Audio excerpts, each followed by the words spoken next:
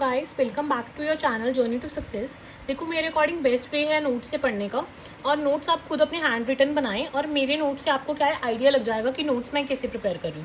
तो आज का हमारा टॉपिक है NARCL।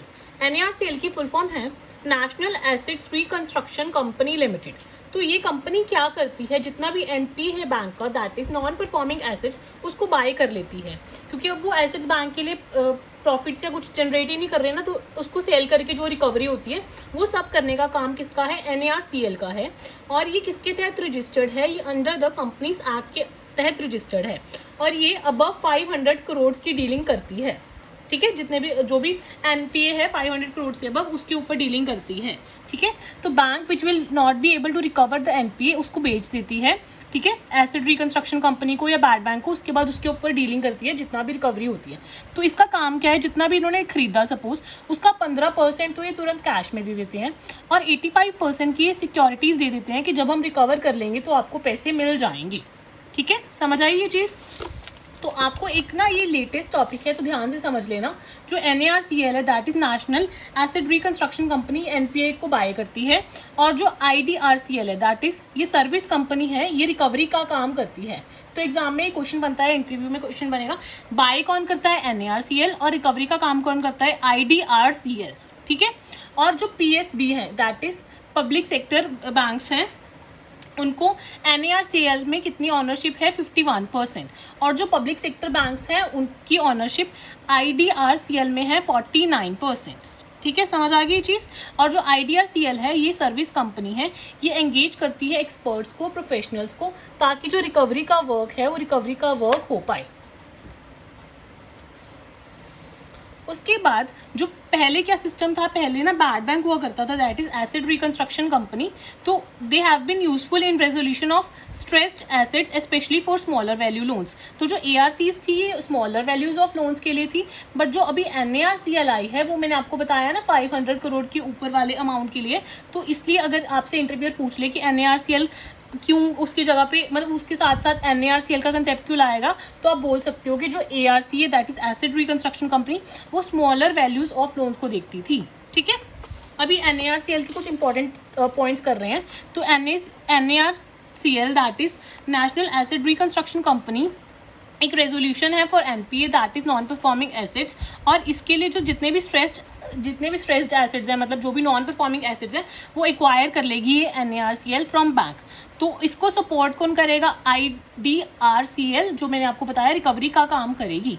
ठीक है, अभी बजट के अकॉर्डिंग इन्होंने कितना करना है, कितनी रिकवरी करनी है, 2 लाख करोड़ की, कितने की, 2 लाख करोड़ की। ठीक है, इसकी वर्किंग क्या होगी, जो NARCL है ये पहले जाके परचेज कर लेगी बैंक्स के लोन्स फ्रॉम द बैंक, जितने भी इनके नॉन परफॉर्मिंग एसेट्स हैं बैंक सेल करेगी। तो तभी के तभी उसको 15% of the agreed price in cash दे देगी। और रिमेनिंग जो 85% है will be given in the form of security, कि जब भी हमारे पास रिकवरी होती है हम आपको पेमेंट दे देंगे।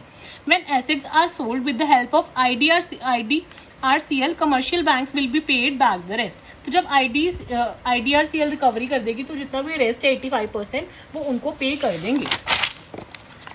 एक और चीज़, अब देखो इसको सपोर्ट कौन करता है, गवर्नमेंट सपोर्ट करेगी। तो जो बैड बैंक है, सपोज उन्होंने खरीद तो लिया NPA पर उससे लॉस हो गया या उसको सेल नहीं कर पाए, तो इसको कोई गारंटी मिली है या नहीं मिली है।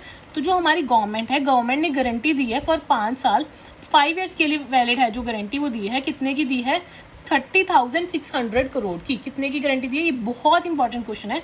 30,600 करोड़ की गारंटी दी गई है, ठीक है, गवर्नमेंट के द्वारा। अब मैंने आपको बताया कि अबव 500 करोड़ ईच करना है इन्होंने रिजॉल्व। तो ये कैसे करना है, इन्होंने मेन तो टोटल मैंने आपको बताया ना, इन्होंने बजट के अकॉर्डिंग कितने का करना है, 2 लाख करोड़ का करना है ना। तो ये 2 लाख करोड़ इन्हें फेज मैनर में करना है। ठीक है, फेज मैनर में कैसे, पहले फेज में तो ये करेंगे 90,000 करोड़ का, और बच कितना गया, 1,10,000 करोड़ बच गया ना। तो 1,10,000 और करोड़ बच गया, तो वो फेज़ 2 में करेंगे। तो फेज़ 1 में 2 लाख का 90,000 करोड़ तो कर ही देंगे, उसके बाद फेज़ 2 में रिमेनिंग करेंगे। तो 2 फेजेस में करेगी ये रिकवरी। ठीक है, अब नेक्स्ट हमारा टॉपिक है बेजल नॉर्म्स।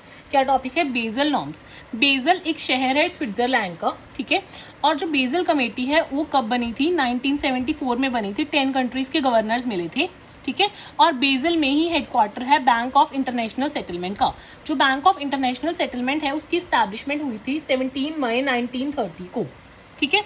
और जो 10 कंट्रीज़ के गवर्नर्स जो मिले थे वो कौन कौन से थे? UK, USA, Canada, France, Germany, Italy, Sweden, Switzerland, Belgium और जापान, ठीक है। तो ये क्यों बनाए गए थे बेसल नॉर्म्स, पहले हमें यही पता होना चाहिए।